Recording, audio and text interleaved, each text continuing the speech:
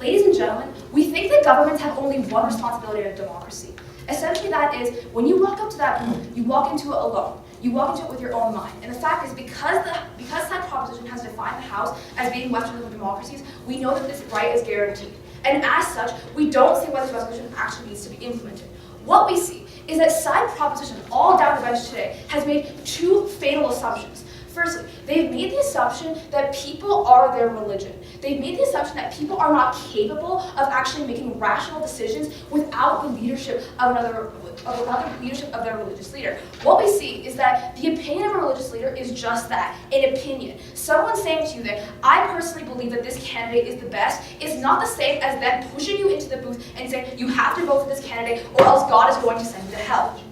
Now, the second assumption they've made is that essentially religion is always the majority. They've come up here and they've told you that, well, in societies where religion is highly prevalent, then we're going to have religious leaders be, elected, and apparently this is the worst thing that could possibly happen. What we see is that because they define the House as Western liberal democracies, there are plenty of interest groups out there. This means that political leaders are going to have to cater to more groups than just religious groups. We don't see why they constantly make the assumption that society is going to crumble at the hands of religion. Now, what we see is that opening opposition did a pretty good job of essentially clashing with the first proposition as well. They also talked a lot about this issue of protecting minority rights, etc., etc. However, we think that we can develop this even further. We think we have to discuss why exactly secularism is so important in society. Before I do that, first I'd like to extend it to some clash against second proposition. No, thank you, sir.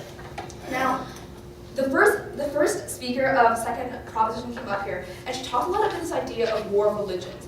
And she basically made the assumption that free discourse and religion cannot coexist.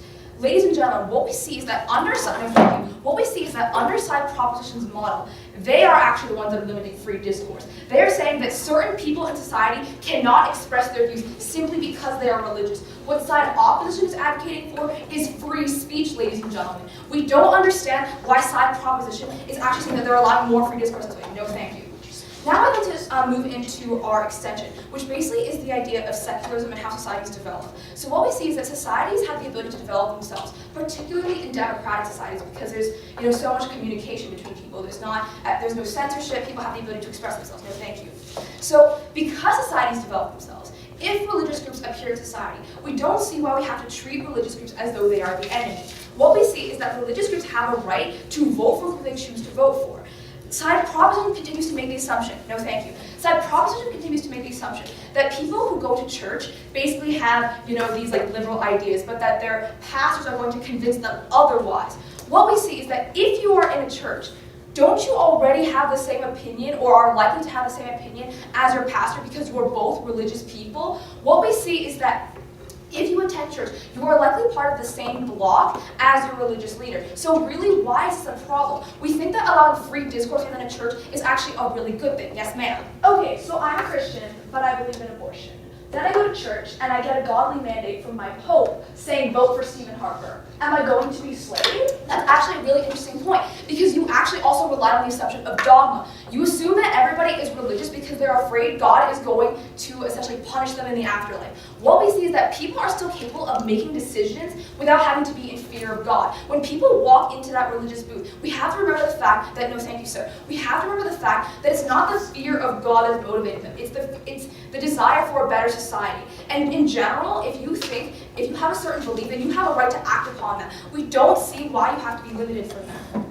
And moving back to my early point about societal development, what we see is that in a society where religion develops itself, religion is in that case ingrained in society, and we don't see why we have to work so hard to eradicate it. If it is in the general interest of the people to create religious groups, then why should they not be allowed to follow it? We think that when people attend church, they are actually looking for guidance. They are looking for religious leaders to help them throughout their lives. Religious leaders guide them through other aspects of their lives. If people want to follow religious leaders, they have a right to be able to know what the religious leaders think. They have a right to be included within that circle of knowledge, within that circle, basically a family.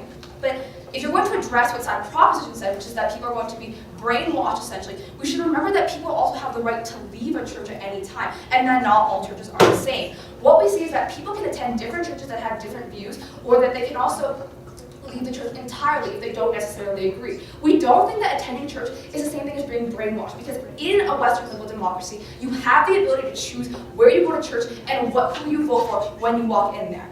So it's essentially for the reasons that opening opposition and closing opposition have presented, and the multiple fallacies that appeared and assumptions that appeared on side proposition that we are very proud to oppose.